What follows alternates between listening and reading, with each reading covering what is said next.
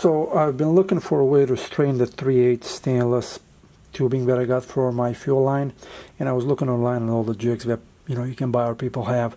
The majority of them were clamped into the vise, and they also had a tension mechanism on top.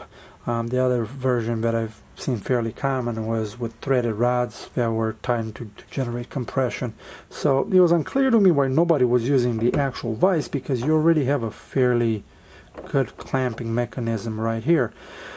So I decided to go with removable jaws. I made basically custom jaws that hold the wheels.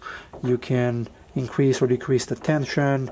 If you offset the wheel properly, then you can use pretty much any type of tubing you want, probably 3/16. But I specifically designed this for 3/8, and I used the 3/8 stainless steel that I have, and it came out very nice. It ended up costing maybe 30 bucks or so with all the hardware and the wheels and everything.